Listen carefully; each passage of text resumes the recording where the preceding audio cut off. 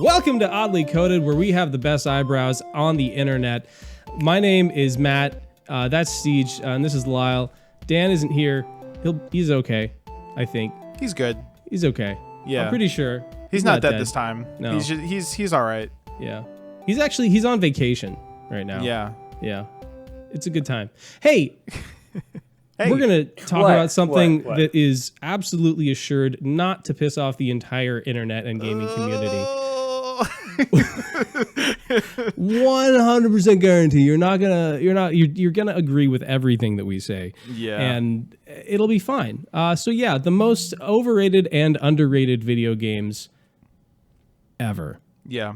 And we want to, and I'll let Matt do it, but we do want to preface with a couple of things. We're not just here to stoke controversy. Like, we want it to be an interesting conversation, but also, Matt, if you will, please lay out like what it means to be overrated or underrated. Does that mean it's a good or a bad game, Matt? Yeah. Shut up. What? Yeah, no. Yeah, absolutely. Yeah, if I say your game is overrated, I'm saying it's a bad game. And that you're a bad person for liking it. Yeah. How dare you like something that I don't? I will yuck your yum. Yeah, no. Don't But tempt for me with a real good though. time. For real though, no, I'm not going to yuck your yum. Lyle might. Unless that is your yum. With consent, of course. Yes. Yeah. So since Matt hasn't done it yet, so we're going to be talking about underrated, overrated games. These are all of our opinions, obviously. But just because something is we think something's overrated doesn't mean we think it's a bad game. And just like we think something is underrated doesn't mean we think it's the best game ever created. It's just we think that like, oh, this game gets a little bit too much hype for what it is. Or it could also mean something like, I don't know, maybe the game hasn't aged as well. Maybe it was like rated pretty well at one point and now it's just kind of like it hasn't aged like super well, so it can be remembered as a classic, but should it still be held in the regard it's held? Maybe not.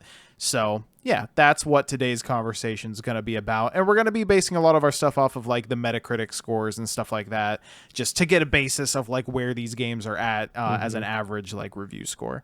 So yes, I stole your host powers away from you. No, you're fine. No, you did it. You did it just right. Hey, Lyle, is Destiny 1 or 2 or both or all? Destiny, the game, the games, overrated or underrated? Or I think Destiny 1 rated? is very underrated. Yeah.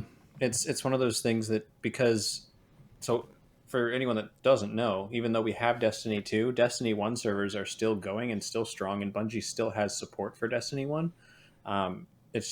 It's so different from Destiny 2 now that I don't think a lot of people will go back and play all the things, especially since a lot of things from Destiny 1 are coming to Destiny 2.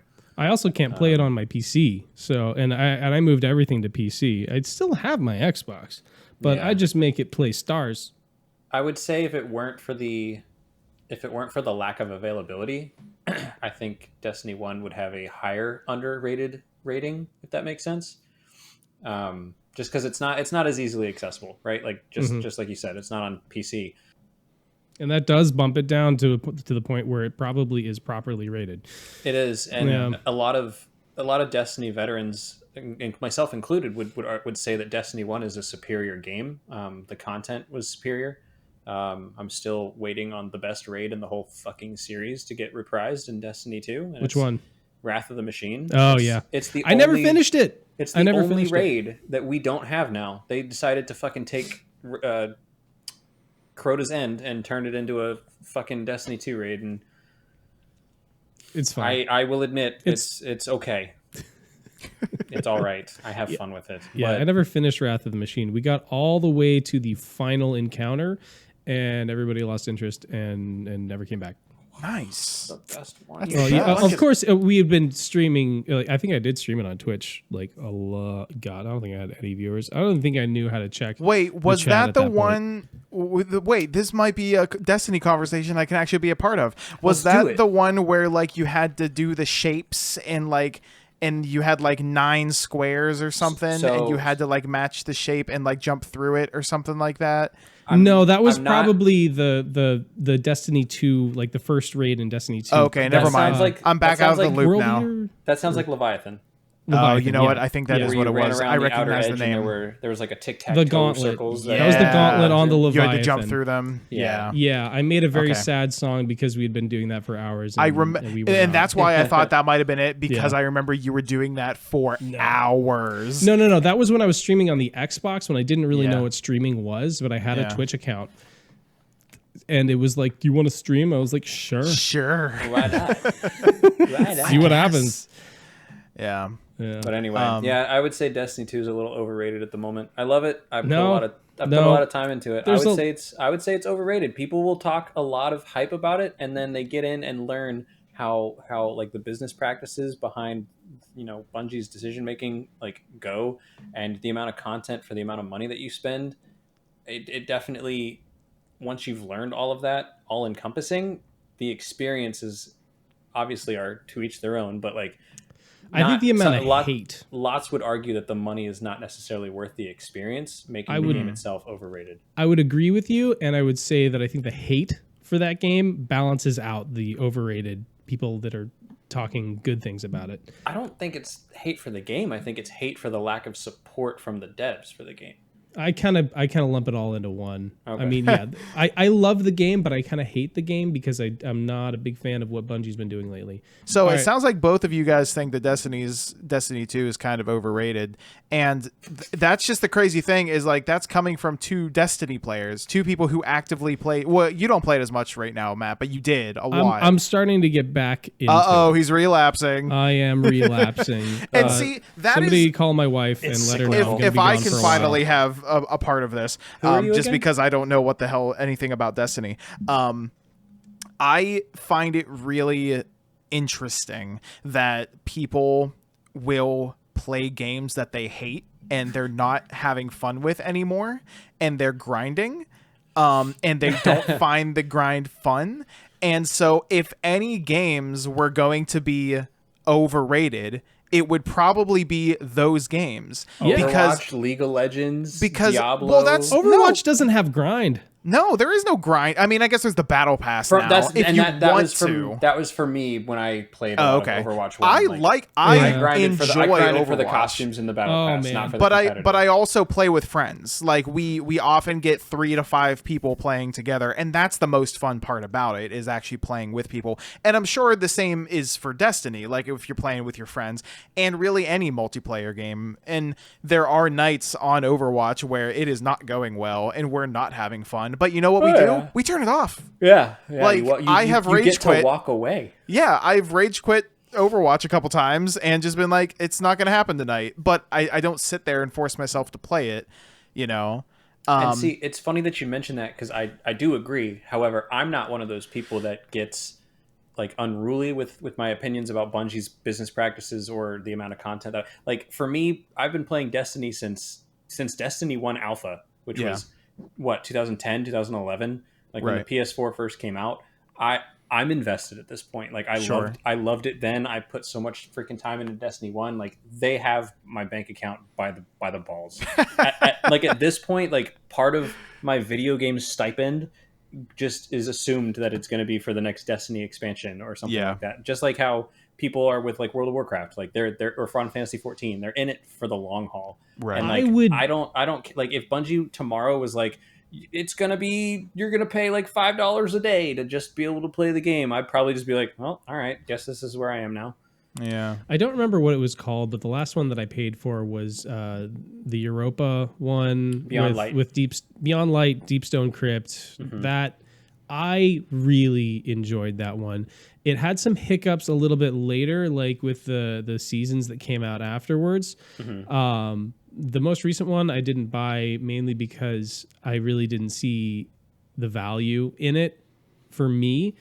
And I would be okay with having a monthly stipend for Destiny if they just had pay this monthly and you get everything, instead of it being like Yeah, we've talked about a little this bit before. here and a little bit chunk there. Here, a little chunk and like, there, yeah. hey, dungeons that used to be included when you would buy a DLC, now you have to buy a key for it, and it's separate. Yeah. That just feels That's gross. It's really gross. And It is. and you know what else? Bungie, you can't freaking hide behind Activision anymore. You can't hide behind no excuse. Microsoft and then Activision and There's and no you can't. excuse. There's no excuse with Sony anymore because they're not affecting your game anymore. The only thing that they're going to do is make movies and shows out of the characters that are And already give you in resources your IP. to continue Spider-Man. to churn out the crap content that you're making now. And also, I'm going to rescind that just a little bit because it really wasn't Bungie that was hiding behind them. It was the fans saying that, oh, Bungie, it's got to be Activision. Bungie wouldn't do this to me. Fans like me. Fans like me. Fans I'm like the me fans. too. But Bungie wouldn't do me wrong. it's just They're becoming not a corporation. It's just becoming a little bit clearer that it's not it's Bungie. Yeah. That it's It is. Bungie that is making these issues. And I still believe in them. I want Marathon to be so good. I've got like 2 or 3 like 15-minute TikToks where I just go off about fucking Marathon. And I'm not going to do that right now. TikTok said, you've unlocked 10-minute videos, and Matt said, bet. Exactly. I really want that to be good because they do a really great PvP experience, and I think extraction shooters would be really, really cool if they were done to be more accessible, and they're going to have to be more accessible if we're using controller instead of just keyboard and mouse. Yeah. Moving back. Matt, tell me one thing. Do you think BioShock is an overrated series? Yes. Oh, wow. That's Whiplash. Destiny, BioShock. Yeah. Well, I mean, D and B are close to each other in the alphabet. True. So Yeah, it's not that. It's not Dave that and bad. Buster's. Yeah. Overrated. No. Yeah. Yeah. Most modern arcades are overrated. I think BioShock is a great game. And this is where we kind of come back to those definitions of like what's overrated What and is what's overrated? underrated. Yeah. I think it is overrated similarly to how, and I hate to throw 2 of these at you at once, but Undertale. Similarly to Undertale, I think BioShock is also overrated because I think they are great games. They are both my desk. great games. Okay. But when somebody comes to me and they say, "Hey, I think you should play this game because And it is in this corner, weighing at a Matt Astro Space Pants, the underrated hot opinion of the decade, calling out the games Undertale and BioShock. In the other corner, we have Steejikins hiding under his desk, taking this personally, but I'm taking it personally as well because Undertale is a fantastic series, as is BioShock. No, wait, time out. I'm not taking it personally. I've never played Undertale. I just know that Undertale has Steej prepping for the backlash from the rest of the internet. Lyle, please, that's so loud. Sorry. right. I can't wait to turn that down in editing. Sorry. So, no, I'm hiding under my desk because I know that Undertale has a massive, rabid fan base of 12-year-olds that are absolutely going to ream us on the internet. That's why it's I'm- overrated. I'm going to hide under my desk for a little. Okay. So do you think it's overrated because we right now are not 12-year-olds playing the game? A game that really shows that it's okay to be yourself, and no matter what you go through, if you like coming out on top of all your trials and challenges and tribulations, that you've grown as a person, but you're still you. Speaking something that like that. Yeah, that why do speaks you to hate love, Matthew? Something like that, speaking to a 12-year-old going through, one of the most pinnacle stages of their life cycles. Was this your experience with this game? Being that Undertale was not out when I was 12. I didn't think so. Undertale's not a 20-year-old game. Those of you at home can do that quick math to find out how old I am. Leave a comment. Yeah, didn't it come out in like 2015 or 16? I don't remember, but like even when I played it for the first time and it was on stream, like that game made me choke up a little bit. Okay. Like, it was an emotional ride. The gameplay I would was like fun. to repeat Undertale and BioShock are amazing games. I would say even that Undertale is a better game than BioShock. And actually, I don't think that's that spicy to even say. I think Undertale is an amazing, innovative game that is deceptively deep. Like, okay, you look at it and why you is think it it's overrated simple. then? Yeah, that was my Because follow-up. people will come and tell you that it is the best game ever. It's fucking transcendent. And it might be for some people. It is a really good game, and I have a lot to love about it. But it is, when somebody comes up to me and they say that, like, you are going to have this amazing, insane experience, my expectations are now through the fucking roof. So when I sit down and I play it, and I am whelmed, just whelmed. I am whelmed. I would, by this logic, I would say Halo 1 is overrated then. I think that Undertale, in comparison to Halo 1, has a much more rabid fan base that, like, when you talk to somebody who fucking loves Undertale and they want you to go play that, they're going to hype the fucking shit out of it. I don't know, man. You get some Xbots that 30-something millennials that grew up with Halo 1 multiplayer split screen, and you talk shit on Halo 1 and how impactful it was on the industry. I'm not even talking shit. I'm just saying, I'm not saying you are. I'm not saying you are. Yeah. I'm just saying, like, you want to see Rabid. You like, just like I have with Kingdom Hearts talking shit. Maybe about Halo Rabbids. 1 is overrated. The graphics are outdated. Yeah, that makes it a bad game. Look at the graphics. The graphics is bad. But I think what a lot of people are also impressed with when it comes to Overwatch, when it comes to Undertale, is the fact that it was created all by one guy. He did all the art, all the programming, all the game design. It literally, with Toby Fox, made the whole fucking game. Phoebe Talks. Like that. Tobey Maguire made that game? Yeah, Spider-Man. Gonna put some dirt in your eye. Oh yeah. It was. No, okay, that is also impressive, but like the thing that makes something overrated for me is when the expectations are set to be like, this is a fucking transcendent game. And then I go into it and I'm just like, this is a good game. And I really like a lot of the aspects of it, but like people are, but it's got like the same power of friendship, like themes as maybe a Pokemon game. I would say it is maybe a little better than that. Yes, I would say it's even better than that. Absolutely. I wouldn't say it's nearly as wholesome.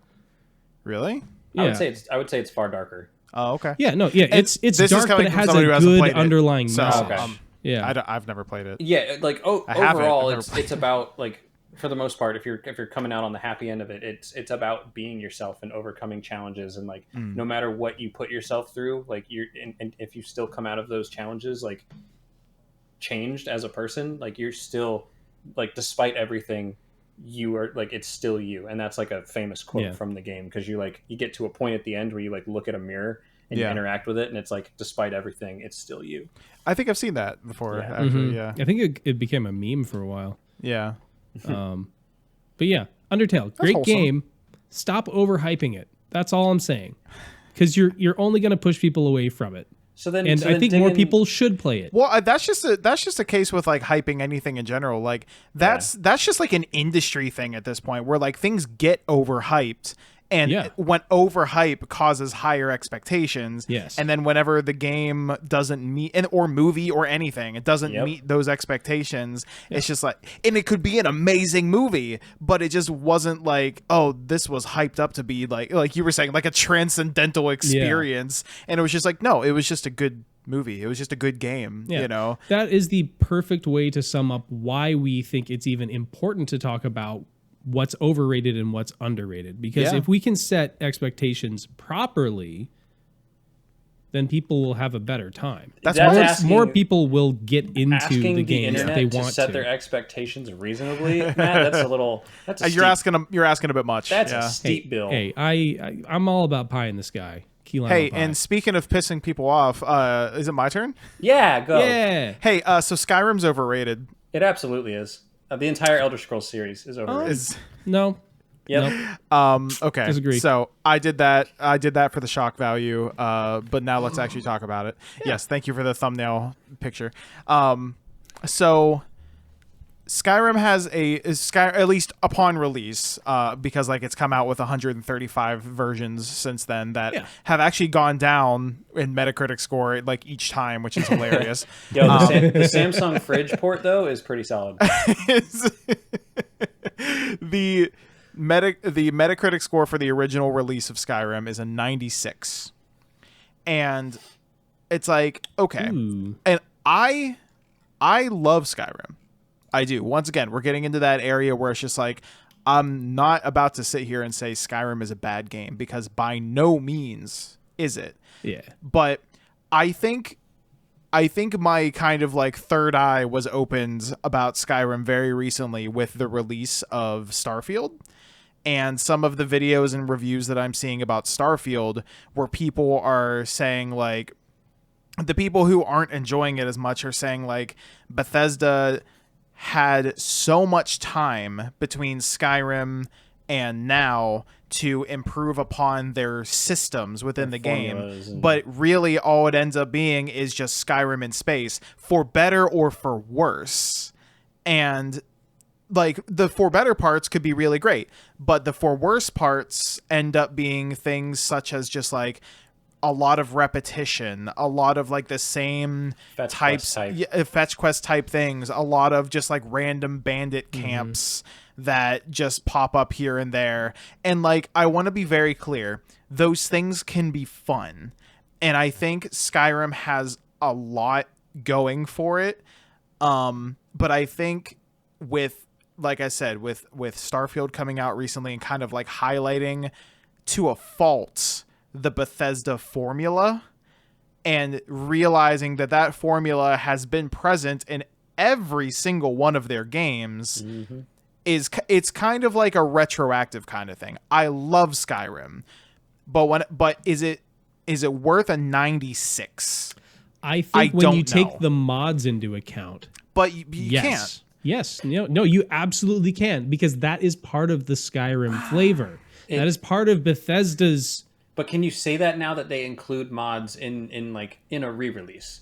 Because like you have default mods, but then you also have your computer-based mods that you download to make the game joyous and fun or whatever. But like now that that's why people keep playing it. They've gotten a little meta and like have included but that's not mods the base game or deal like that. And that's what I'm asking. Like, because it's not. I don't think. I think it has to be taken into account. It's not the base experience. I think we just differ on that then, because for it's just Skyrim, compared to every other game, for Skyrim, mods are the base experience in comparison to other games.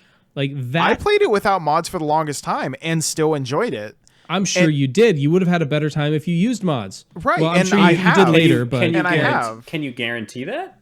Do you know for a fact he would have enjoyed it more? Yes. Well, no. I know it opinion based very strongly to the point where I think it's a fact. No. Here's the thing, Lyle. As I do agree with him. I agree with him that I wish I would have used mods earlier on.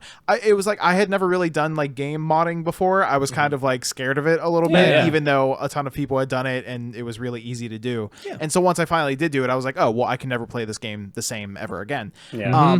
But like the thing is if we're talking about, you have to understand the Metacritic score of 96 came out. Showing 94. Okay, well, it might just be... It might be a different port, because I'm looking at number 32, and that's the Xbox 360 version. That is the 96. Yeah, it was the Xbox 360 version. Like, that is the original version that came out. That has a 96. That is without mods. That's what I'm trying to say. Like, yeah, you're Xbox right. 360 didn't have that. They didn't get it on consoles until the special edition, I believe. You're absolutely right about jailbreak systems to make that kind of shit work back then. About mods improving the system, on Xbox 360, or about mods improving the game. Obviously, I mean, there's so many amazing things. You can make all of the dragons Macho Man Randy Savage. Who wouldn't want that? But I think if we're looking at Skyrim as a game, I think whenever it came out, was it 96? It came out, it was. I don't know. Did you happen to watch it live when they announced it? No. And it's funny to think about now, but when like in previous Bethesda games or in previous Elder Scrolls games, at least, you could use magic or you could use like a sword or something. They brought in dual wielding, and the crowd lost their fucking minds. It was a big I deal. Have a sword and I'm gonna slash you, and now I'm gonna use fire and I'm gonna do it at the same time, and the crowd's just like, whoa! The equivalent of picking up two weapons in Halo 2 for the first time. I want to put a little bit of context on this as to why, and I just did this just now, so we're all learning this together. If we're gonna talk about like Skyrim's combat system, that was a big deal at the time. The fact that the dual wielding and stuff, but I want to name off a couple of other games that came out in 2011. One of them is The Witcher 2, which that one I haven't played. Have either of you played The Witcher 2? Nope. Okay. I've played The Witcher 3. If the and maybe the people in the comments can help me out here. If the combat of The Witcher 2 is anything close to The Witcher 3's combat, it's better than Skyrim's combat. Yeah, for sure. I would agree. Although it is a slightly different medium because we're talking about first person versus like I know you do have a third person option with Skyrim. Yeah, but it is. I play in third person. Yeah, it's. Ugh. Yeah. No, it's not. The combat is incredibly basic. Like the fact that it is basic, but it almost improves it because like you have to use your imagination a little bit. Like you know how like reading a book is better than watching the movie because of expectations. Like but I mean, and also with the book and movie comparison, because like because in first person perspective, right? Also, obviously in Skyrim, like you customize your character, you wear the whatever clothes you. Yeah. In first person view, it's a little more immersive than in a third person combat situation where you already are this predetermined character. So like you don't have to worry about camera placement as much when you're doing like third person, like spinny back kick, sword to face, but I'm also holding it in my teeth because this is One Piece. Like you can do that because you don't have to worry about the camera because the camera's just floating and your little guy is just kind of moving around. Like he can like do a spinny back kick. I'd also like to say 2011 Dark Souls. Yep. Dark Souls came out in 2011, which also, and I have not played it myself, but I've watched Lyle play it. I've watched some of my other friends play it. The combat's a little clunky. Oh, it's so clunky. It's not quite as. It's definitely not. Yeah, it definitely improved with like up to 3. Yeah, not Dark Souls nearly 3. as accessible as Skyrim's combat. Yeah, I mean maybe that one's a little bit more comparable.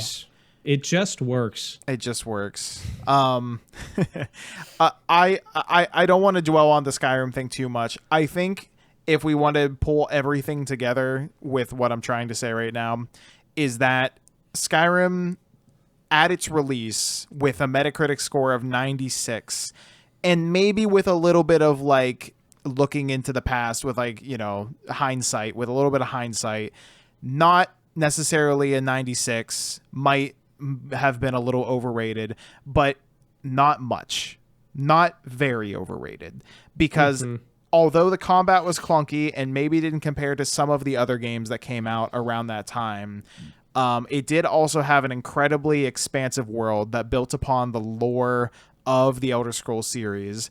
And actually, like, from what I understand about the Elder Scrolls series, actually helped bring it together a little bit better, because we've talked about, like, the first 2 Elder Scrolls games here and how they were just so weird and strange. And very dialogue heavy and isometric. Yeah. So it really, I think Skyrim might have made the Elder Scrolls, like, accessible to so many people. Yeah. And for that, nothing can ever take that away from it, for sure. I would argue it kind of did what Baldur's Gate 3 is doing for a lot of people now. Like, Baldur's Gate fair. 3 is getting a crap ton of people into D&D. Yeah, I want to play it at some point. Into turn-based game or turn-based fighting strategy type, like RTS style. It's an amalgam of a lot of good stuff that has been. Like, I watched a little bit of gameplay from a couple friends, and it's. I can't even begin to tell you how many people are like, I don't like turn-based at all. But Baldur's Gate 3 is so freaking fun. Like, they make the turn-based so accessible, easy to understand, and it's just extensive beyond belief. Right. Baldur's Gate 3, sponsor us. So, Please. Lyle, did you have anything? Lyle didn't go yet, particular? Yeah, so I got one underappreciated, one underrated, one overrated. Okay. So an underrated series, and we haven't seen anything for it in its traditional sense since the PlayStation 3, maybe? I think 3. The underrated is Little Big Planet. I don't know if either of you guys have ever Oh, played that was on Little Big Planet. PlayStation though, right? Yeah, it was. Did it come to exclusive PC at all? PlayStation. I don't believe so. Not that I remember. I could be mistaken. I gotta look this up because that sounds so familiar. Super Yeah, like the I little never played knit it. guys. I They're think- little like, Oh yeah, little Sackboy dude. Sackboy, Yeah. that's his name. Yeah. And, I think if Little Big Planet came out like as a series more just closer to like Animal Crossing New Horizons, Stardew Valley, like I think it definitely would have gotten a little more attention from the chill gamer crowd because it's a fairly simple platformer type game. Lots of customization. Like it was built on creating your own levels. Like all the items are like either made of cardboard or just like items you find in like a desk drawer. Like it's super cute, really creative. Mhm. And on PS5 recently, I shouldn't say recently, but like when the PS5 came out, they had Sackboy's Big Adventure, which came out for the PS5, which is a 3D, like I would say linear, like super linear 3D platformer. Yeah. The same aesthetic as like Little Big Planet, like his previous 3 games, but it's not. But it's not a Little Big Planet game because the Little Big Planet games themselves were predominantly getting to the end of the level while solving puzzles along the way that were based on the level's creation in and of itself. Yeah. There was a heavy multiplayer aspect to it where you like playing custom levels, building your own levels. Oh, it was so fun. I wasted a lot of time in high school playing it. Little Big Planet has a score of 95 on Metacritic, right? Yeah. And you're saying it's underrated? Severely underrated. Okay. Put up there. I don't like when people go off about loving whether it's Sony or Microsoft, Xbox, PlayStation. Very few. I rarely ever hear anyone like throw Little Big Planet as a PlayStation IP into their list of like, oh, I love these Sony games. It seems like it's been forgotten about. Yeah, and it's so unfortunate that it has. Sony, if you're listening, make another Little Big Planet, please. Actually, Little Big Planet 3 might be on the PlayStation Game Pass equivalent type thing. I forget what it's called. Might be. I don't Came out on PlayStation 4, it looks like. Speaking of PlayStation, Spider-Man, overrated. Love Spider-Man. Really? But Dan, don't hate us. I'm sorry, Dan. Say, maybe you should have waited till Dan is I would agree. What are you talking about? Like, are you talking about the whole, like, all the Spider-Man games? I'm just okay. The 2 most recent ones that came out for the Miles Morales. This might just be me hating that PlayStation has, or that Sony just has that grip on Spider-Man because I love Spider-Man. On his spider balls. And I'm just sad that I can't just play Spider-Man. And so this sounds more like a you problem. It might be a little bit. It does, but I can agree, man. Like it feels really overproduced and they're it's extremely cinematic games. Yeah, and it doesn't concepts have are super simple. It's AAA title, and it doesn't need to be like. For some reason, Spider-Man has now become a major like Sony IP. Yeah, well, it has been since I think the PlayStation 3 when they had listen, like the 3 that matched up with Spider-Man 3 I think, or but like Lara, like when she was PlayStation only, like Lara Croft, Solid Snake. You know, Kratos, all these major timeless IPs and characters, and now you're throwing Spider-Man in with them. It doesn't feel right. Well, yeah, we're Sackboy. We're Sackboy. Oh, you know we're Sackboy. Where you at? No, it doesn't feel right to put, in my eyes at least, it doesn't feel right to put Spider-Man up there on that pedestal with all of these timeless like Sony IPs. Yeah. So it is just kind of weird seeing like a Marvel shit up there with Sony. No, I would agree. Spider-Man does have some overratedness to it. Speaking of overratedness, and here's the one yours, where here's the Do I have to hide it on my desk again? No. Here's the candy I'm tossing to the Kingdom Hearts lovers out there. You want to hate on a game that Lyle finds near and dear, close to his heart. would you be surprised to know that even Lyle's most favoriteest game of all time, I would agree that it is actually overrated. Ocarina of Time? Legend of Zelda Ocarina of Time. Oh my god, it is currently the highest rated game on Metacritic. 99. Now, granted, Ocarina of Time absolutely, just like with, and here's the controversial take. Here's the real controversial aspect of it. Came out around the same time that Final Fantasy VII did. Both flagship titles for their respective systems. Final Fantasy VII for the PlayStation 1, Ocarina of Time for Nintendo 64. I think the original Final Fantasy VII is exceptionally overrated as well. But my point being is But which one is better if you had to choose? But no, Ocarina of Time. Ocarina of Time it's not there. He's avoided the question. It's very much a product of its time, right? Like the polygonal graphics, the fact that there are more polygons in modern Lara Croft's ass than there are in the entirety of Ocarina of Time. That says mountains in multiple ways. But what they did with that, I like your wording choice. You're welcome. But no, I mean, like, obviously there are aspects of Ocarina of Time, in my opinion, that are timeless. Like the music, every single song from that game is iconic to me. I'm the first to admit I have the biggest fucking rose tinted glasses for that game. But it still holds up. It does, but for a lot of people, it's also like I played it, and just like you, Matt, with like Undertale, like a lot of people are like it was good. It was good, but I didn't blow my fucking mind. I don't know if it. I think that's the thing about Ocarina of Time is that I don't know how much it actually holds up today, because like dungeons are well designed. Are they? They are. Maybe not the water. Is temple. just walking around and finding an eye on the wall to shoot an arrow at a good dungeon design? Okay, Ego Raptor. I mean, he makes a great point. That's a really good point. Is that a puzzle? Is that it's fun? not. Is that it's fun not to a puzzle. Look, Ocarina of Time is one of the few games that I've actually completed. So I can say this from my own perspective. That the water temple was bullshit. No, the water temple is the most well-designed dungeon in the entire goddamn game. People that struggle with it are directionally challenged. Oh. They're directionally challenged, man. Talk about expectations with video games. I haven't been doing anything that has been presented in the water fucking temple until I got to the water temple. You get upset with the water temple because every other fucking dungeon holds your hand and it doesn't hold my hand. It's like, you gotta go this way. This is the only fucking direction you can go. You literally can't progress unless you go in this direction. Whereas the water temple has optional. Can I point something out? No.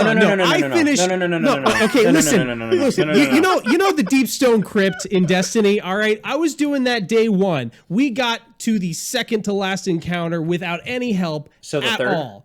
So I'm just saying I can figure out a puzzle. I don't need a game to hold my hand. I can figure that shit out. Oh, you need them to tell you when to raise and lower the water so that you can get to the second and third levels? No, that's what I'm saying, is that I don't need them to do that. I'm just saying that's a badly designed level. So then why is the water temple bad if you don't need the help?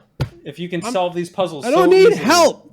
I'm just saying it was fucking frustrating as shit. I'd like to point out for a second that Lyle just went from saying that Ocarina of Time had amazing dungeon design to saying that every single dungeon except for the water temple holds your hand and tells you where to go. Mm-hmm. That I feel like those are contradictory statements. No. I mean, I don't want games to completely handhold me and tell me where to go. I mean, maybe give me just a little push in the right direction and say, hey, this is what you're supposed to do. It's a Zelda game. The dungeon's going to give you an item. You use that item in the dungeon, and it points you in the direction of where you're going. It's more of a use your analytical brain because the dungeon hands you this item. So, I should probably use this item predominantly in the dungeon versus here's a giant neon sign pointing you in the direction of where to go. That's not what I'm saying. Okay. I'm saying they're well designed in the sense that the puzzles are simple so that you're not sitting there wondering what the fuck do I do? But it's also to a point where it's not like you walk into the room and Navi's like, hey, Link, you need to push this fucking switch. Something might fucking happen. Yeah. I don't know. And it's like, who knows? All right, Navi, thank you. I mean, you're sitting here saying that it's overrated. coming but from. you're also sucking the water temple's jack.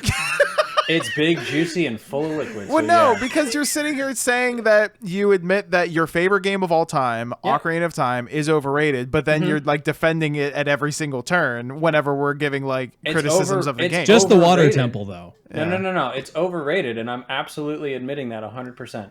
Oh, we should move on. But that doesn't. But that really doesn't mean move I'm not going to try to defend it. Okay. I All right. I am in the nostalgic episode for it. where we are criticizing games for being overrated. Yes, okay, I understand. All right, I want to talk about an underrated game. We'll move on.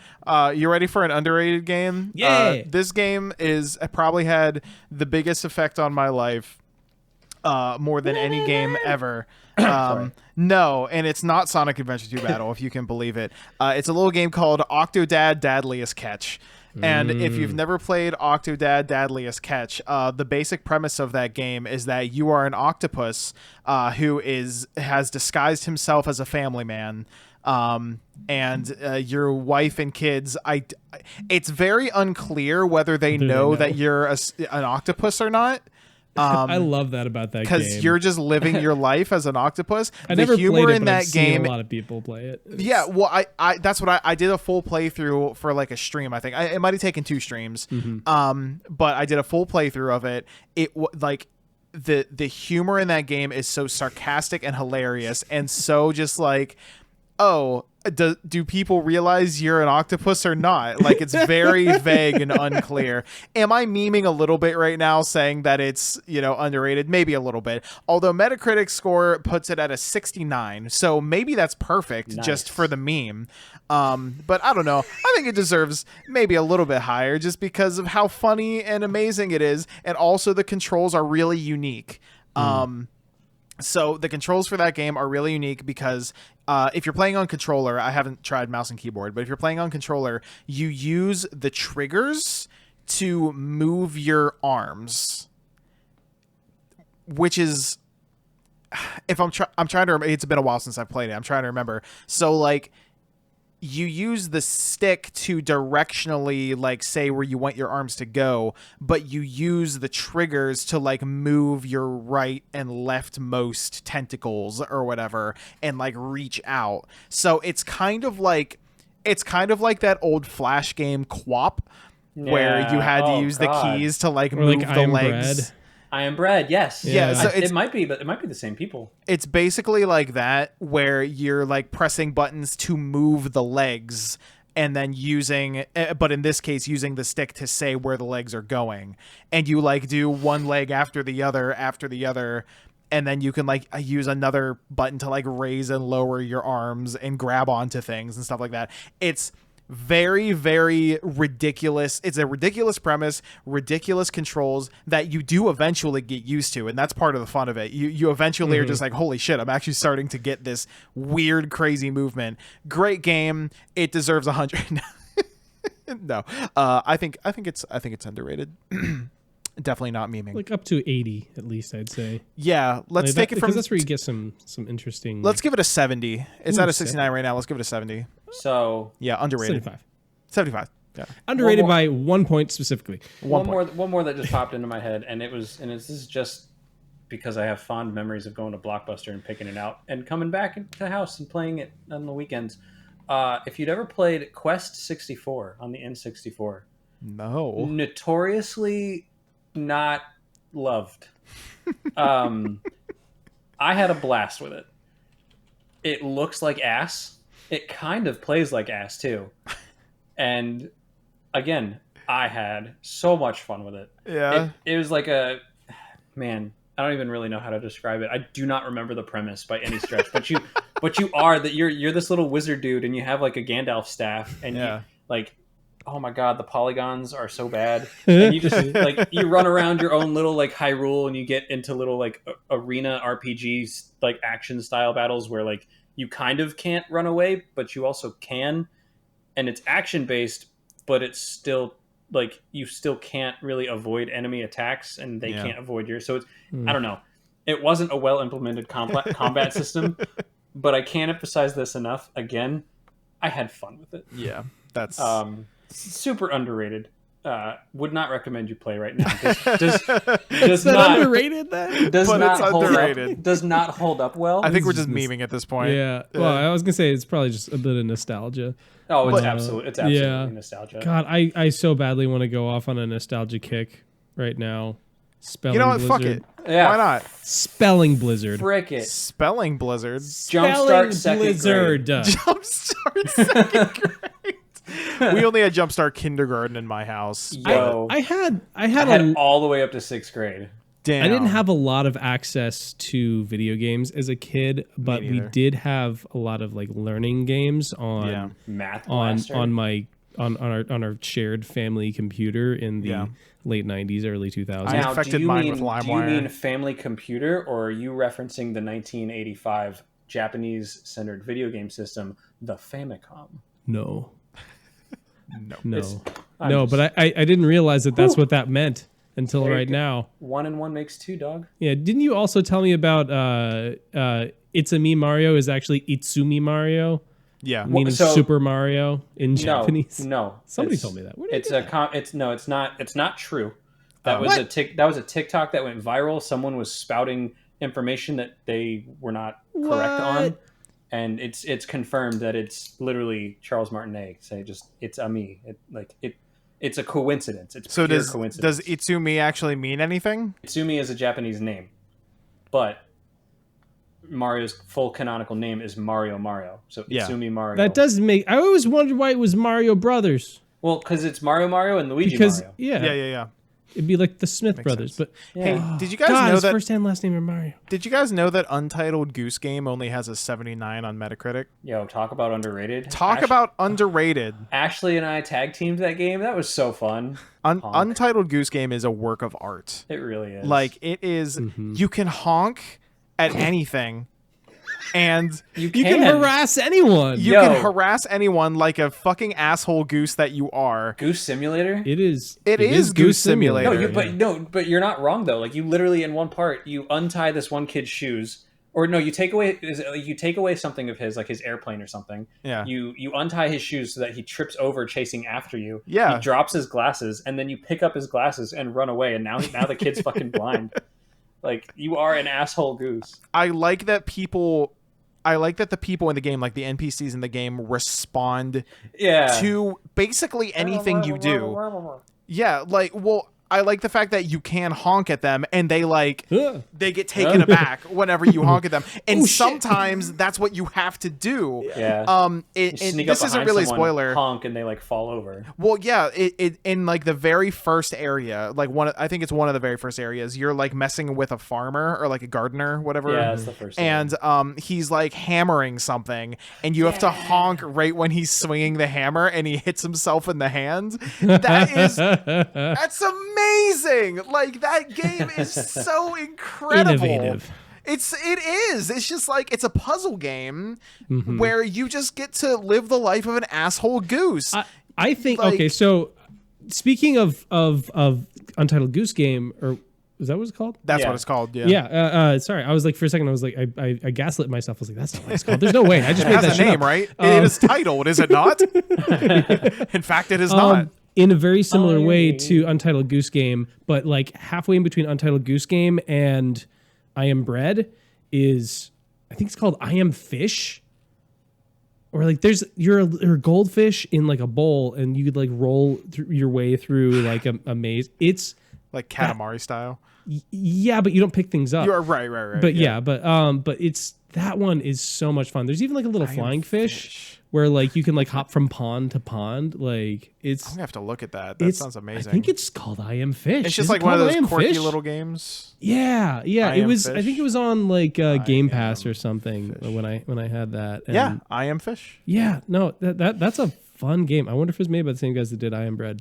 Hey, speaking of nostalgia and things that I just thought of, did you guys ever play Tak and the Power of Juju? Yes. No. Yes. No. That was a good So- game. It sounds slightly familiar. It was a really cool like platformer, and you were part of this tribe called the Pupanunu, and you played as Tak. and you used the power of Juju, which was basically like their magic system, to cast spells. Like as you would go through the game, you'd learn different spells, and different spells would help you in different situations. They'd help you in combat. But you basically just have to like save your tribe. I think your whole tribe gets like turned into sheep by like the antagonist. I can't remember his name off the top of my head, but he like wanted to be the shaman, but they didn't let him be the shaman, so he like turns everyone into sheep. This feels like it was around that same time as like Ratchet and Clank and Jack and Daxter. Yeah, it was that same kind of era where it was just like the era of 3D platformers. Yeah.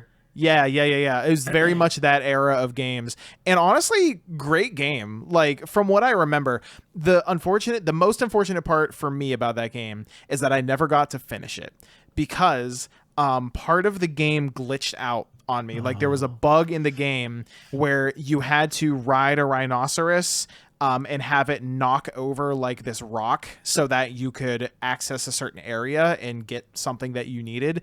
And it got bugged to where like I'd run into the rock and it wouldn't fall over. That actually happened to me with Ratchet and Clank. And I never finished it. Yeah, that happened to me with Ratchet and Clank. Ratchet and Clank is so good. I need them to release all of Ratchet and Clank on Steam. I need them to release all of them because I need to play those games again. I'm so sad. Sony, I don't have a PlayStation. Please make your games accessible to everyone. Seriously, Nintendo, same. Seriously. It's just like, what do you think is going to happen? Are you going to start dying like Xbox is because nobody's playing on Xbox anymore? Oh. Nobody plays on Nintendo, man. They need to preserve themselves. But I mean, if they're selling their first party games on Steam, then like they're still making money from it. Granted, they got to get a Steam a cut. But I don't know. That's a whole. That's a different. That's a different conversation. Their own web client. It's fine. Yeah, they can do they it. could. They could actually. That's not the Nintendo way. Yeah, true. Yeah, maybe we don't want Nintendo to do that. Sony does what Nintendo don't. Yeah, that was Sega, right? Yeah, I think Sega does what Nintendo. Speaking of Sega, Sega fucking released the rights to Jet Set Radio Future, so I can get a fucking port on Steam. What the fuck is this shit? I thought you were saying they did do that, and I was like, no way. But you're telling them to. You're demanding it right now. We have Sony execs. We have Jet Grind Radio. Jet Grind Radio is on the fucking PlayStation Game Pass, the Steam library, but not Jet Set Radio Future. Matt, are you ready to wrap it up? No, I'm going to do yes and no. I'm going to do the what's it called when you do something fast? Speed round. Lightning round. Yeah, lightning round of my Steam library and the Metacritic scores. Okay. We already talked about, I didn't actually talk about BioShock a whole lot, but I will say I think it's overrated. It's got a 96. Great game. Overrated. Great game.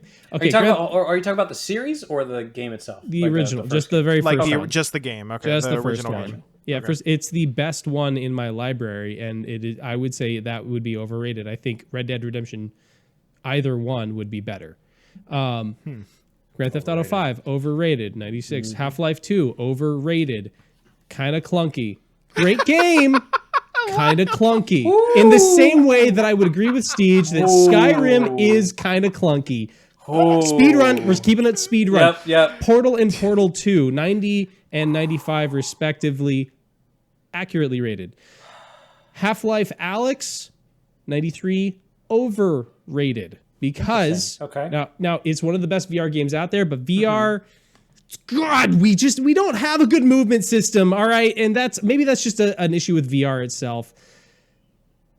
Anyway, moving on. That's another podcast. Next podcast. One. The teleport system worked well for Red Dead Redemption 2, 93, I would say, is overrated. Still better than BioShock, but it is overrated specifically, and this is my own personal issue. I can't fucking get it to run on my computer. It still has fucking... it's frame stuttering for no reason. I don't get it. It's not my GPU. I know it's not my GPU. Okay, Witcher Wild Hunt 393. Ooh, just barely overrated, I would say. But so good. Right, Witcher 3, not Witcher? Witcher 3. Wild Hunt is 3, yeah. Wild Hunt, yeah. Borderlands 2, 89. Underrated. Accurately rated. Prince of Persia, 89.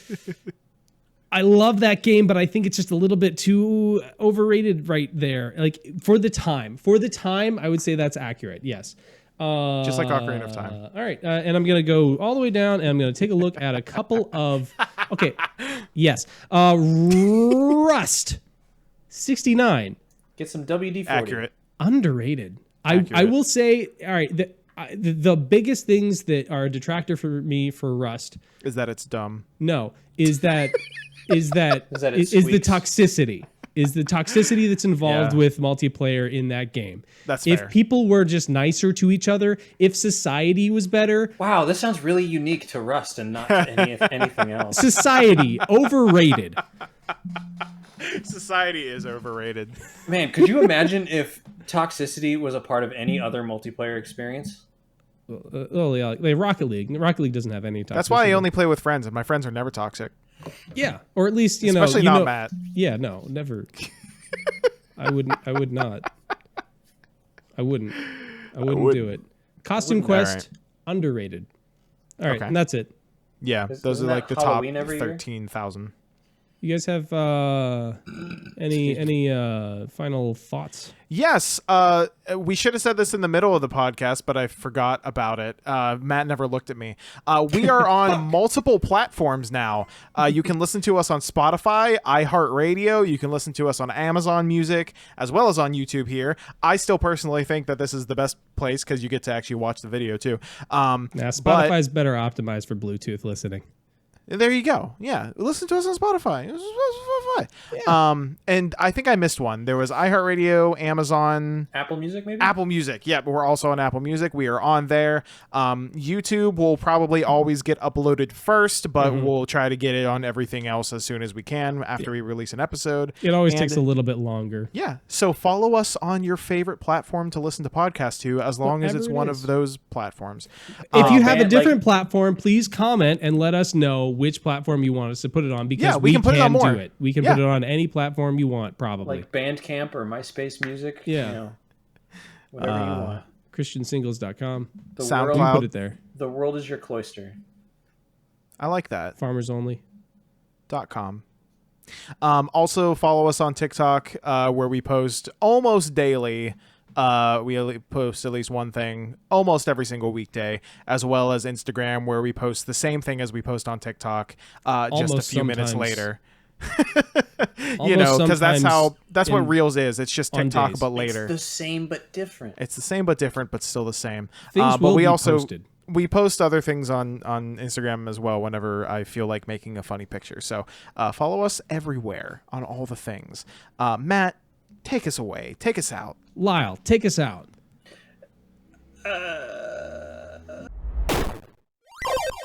Ooh, I can start podcasting. Zencaster wants me to start podcasting, guys. Oh my god. Oh my god.